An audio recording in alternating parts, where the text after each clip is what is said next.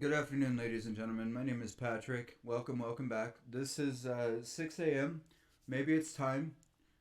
Featuring a slew of artists who, in their own right, are amazing, but collectively have a very powerful message about the dangers of opioid addiction. Um, I guarantee you, if you live in an ivory castle and you look down your nose at those of us that have had to live this life, the statistics alone should definitely give you room for pause. And those of you that have been there and know what living with opioid addiction or living with someone with an opioid addiction is like, hopefully you can relate. This is not a channel to re traumatize those individuals or to criticize.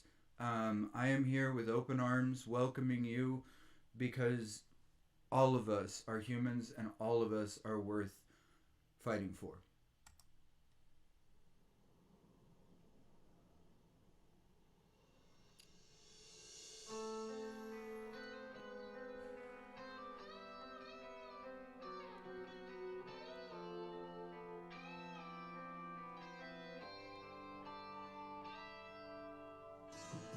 All the scars and all the lines on my face, they show the times I've abandoned my own life. I can't breathe, I can't eat. Every 11 minutes, someone in the US dies from an opioid overdose. If you've never been around somebody having an overdose or had to bring somebody back from an overdose, it is one of the scariest things that you will ever witness, be part of, or have happen to you. Let me tell you, I have watched channels where people have criticized people for using to the point of overdosing. It's not something that we plan. Okay, we don't sit there and go, how much can we use before we potentially die from it? I just drink myself to sleep and embrace this morbid drive. Maybe it's time to heal. Maybe it's time to try. Maybe it's time to deal with all the pieces. Overdoses kill more Americans than car crashes and gun homicides combined. Okay? Right now, there's a stiffer penalty for possession and distribution of methamphetamine than there is for opioids and heroin.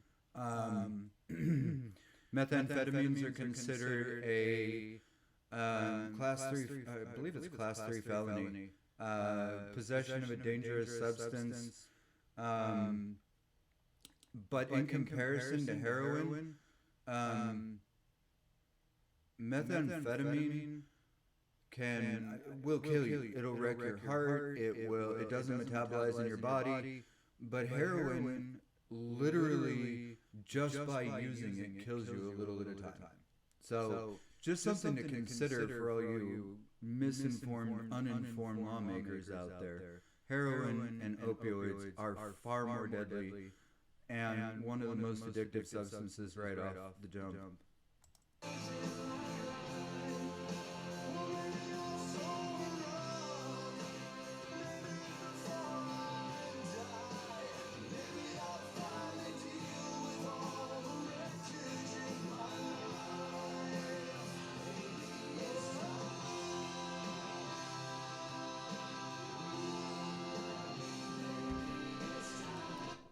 Leading cause of death in the U.S. for those under 50. See, without getting too far into the weeds on this, a lot of the opiate users that I knew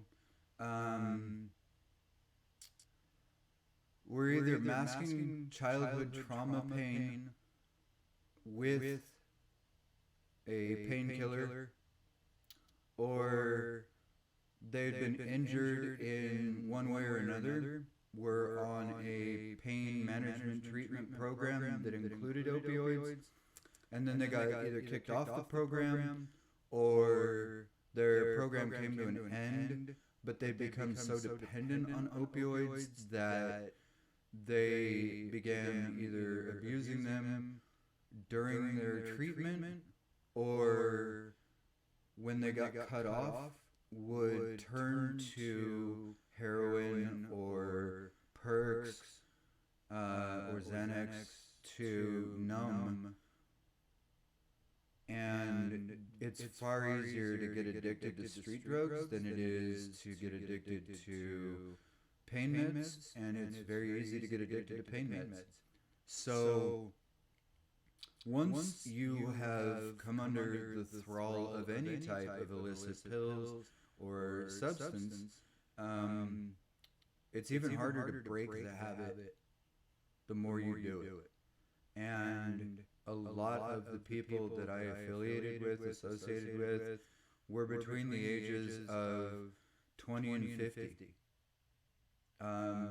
Not a lot of people make it past that.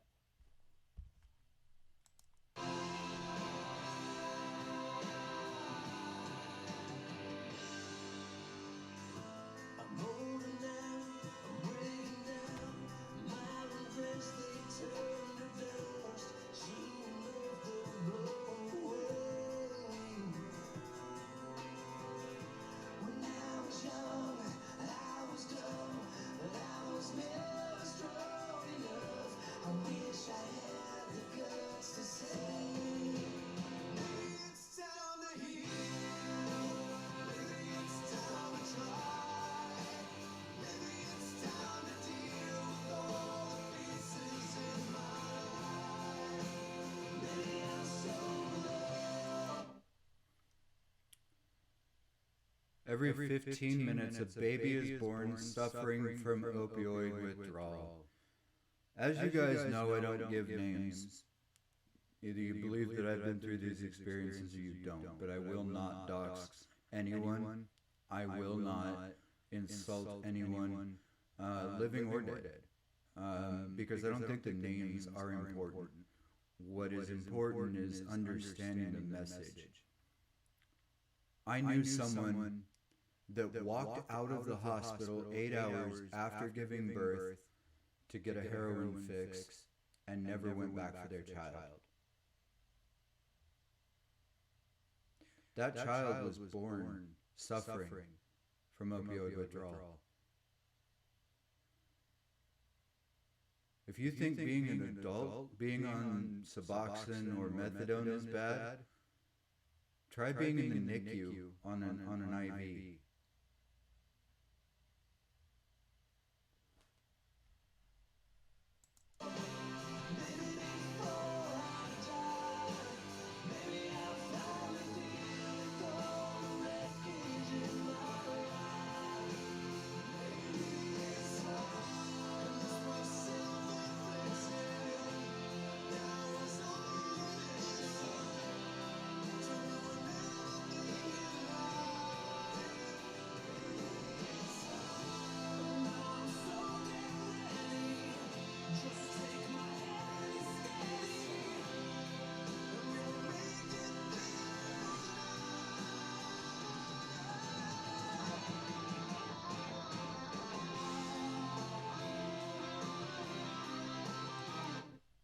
I want to take it back a minute.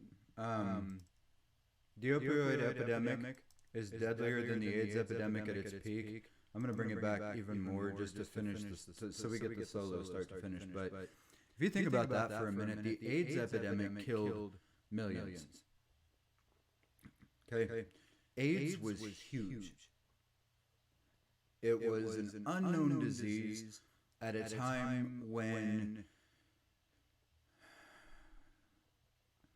even the original concept or thought behind AIDS was that it was the homosexual disease, which is something in itself that was not discussed at the time because that was a taboo subject by itself. So a disease that resulted from that taboo subject was by its own nature taboo. So, you know, when we started producing things like AZT to combat it, and I don't know what the current treatments are, but we did not develop treatments soon enough to prevent the spread of a disease that could have been stopped much earlier. And I'm trying to bring awareness to the fact that we need to work just as hard to... We need to work just as hard on the opiate addictions and prevention and treatment and bringing awareness to the struggle. And I hope you guys are with me on this and understand.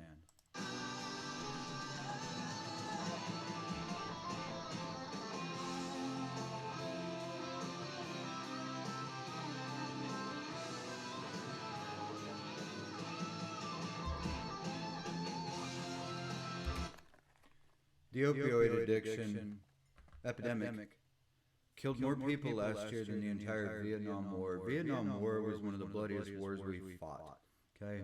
We lost way too many people in the Vietnam War. We have a wall dedicated to the people that died in the Vietnam War serving this country. Imagine if we had an opioid epidemic wall as a reminder of how many lives have been taken as a result. But we won't.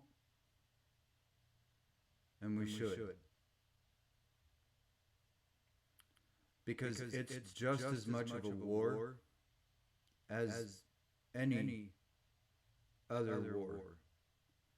And we're still losing. To this day, we are still losing.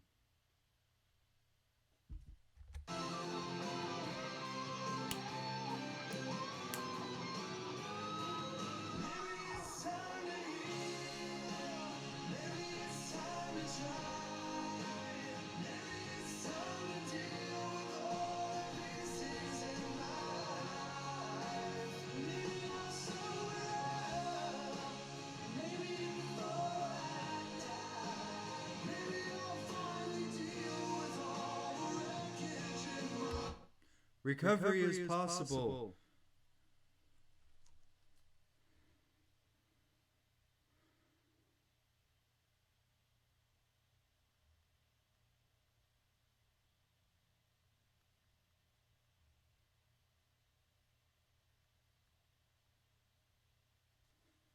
Sorry. Yeah. Recovery is possible. You just have to want it. And want it for yourself. Okay? Because even if you try to quit for somebody else, like your kids or your family or your priest or your doctor or the court, you're still doing it for someone else. And maybe you want to recover, but if you're not doing it for the right reasons, then eventually the temptation is going to come along and you're not going to be able to fight it off. So if you're going to try to recover and you need somebody like-minded to talk you through it because you want to do it for you, I'm always here. You can DM me on Instagram and I will be there.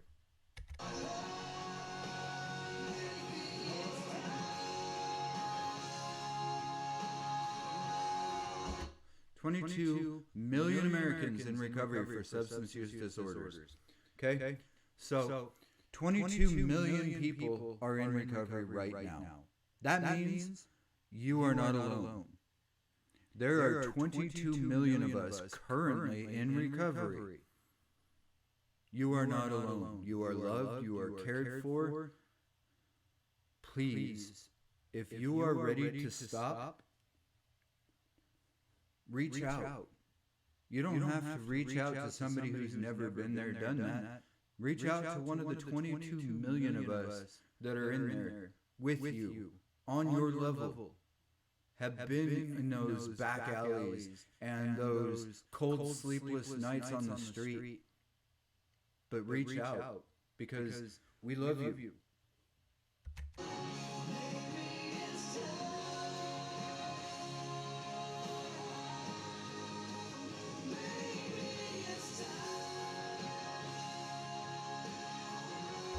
There's hope and a better life in recovery. I'm 42 years old. I went from basically running my own version of a flop house to living alone, owning a beautiful camera that I'm recording this on as we speak, have a beautiful setup for my YouTube, go to school full time, have a vehicle, And it's because I wanted better change in my life. And because I found peace in my life, I want to do this for those of you that don't have peace in your life. And maybe you're ready for that peace. You're ready for that change of pace. And just know it's possible. I wouldn't be sitting here today if I didn't stop where I was a year ago. And trust me, if I were still at where I was a year ago, I would not be sitting here in front of you telling you this. I would be dead. That's a promise.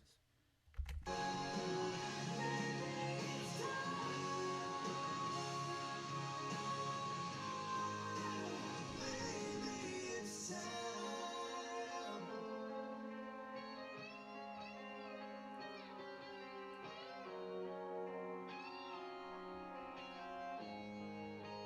Maybe it's time.